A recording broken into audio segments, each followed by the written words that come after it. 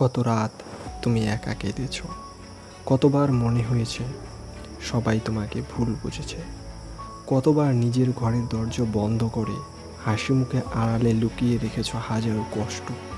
কেউ দেখেনি, কেউ জানেনি, কিন্তু তুমি জানো তোমার বুকের ভেতরে কতটা ঝড় বয়ে গেছে।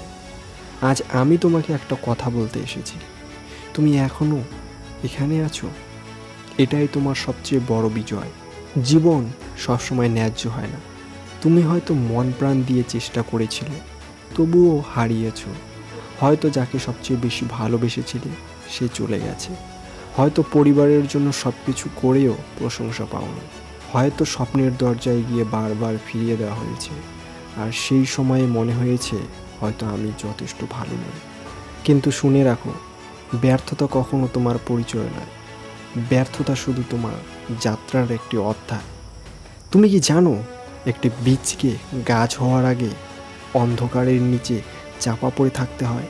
সে চিৎকার করে না, সে অভিযোগ করে না, সে শুধু বেড়ে ওঠে।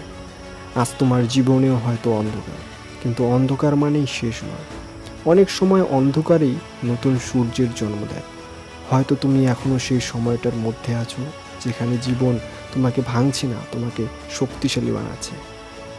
একবার ভাবো, তোমার মা তোমার জন্য কত স্বপ্ন দেখেছিলেন। তোমার বাবা হয়তো নিজের ইচ্ছেগুলো মেরে ফেলেছিলেন তোমার ভবিষ্যতের জন্য। তারা কখনো নিখুঁত ছিল না, কিন্তু তারা চেয়েছিলেন তুমি যেন জীবনে মাথা উঁচু করে দাঁড়াতে পারো। তাহলে আজ কেন হাল ছেড়ে দেবে? তোমার গল্প কি এত সহজে শেষ হয়ে যাবে?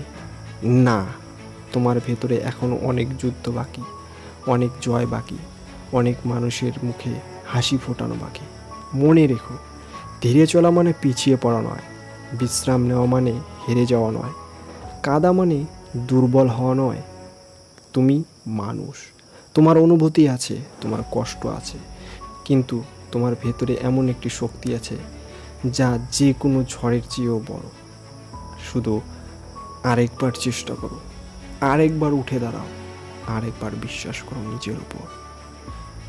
আজ তুমি হয়তো ভেঙে পড়েছো, কিন্তু একদিন তুমি ঠিকই জিতবে। আর সেই দিন তোমার চোখের জলগুলো তোমার সাফল্যর গল্প বলবে। বিশ্বাস রাখো, তোমার জীবনের সেরা দিনগুলো এখনো সামনে অপেক্ষা করছে।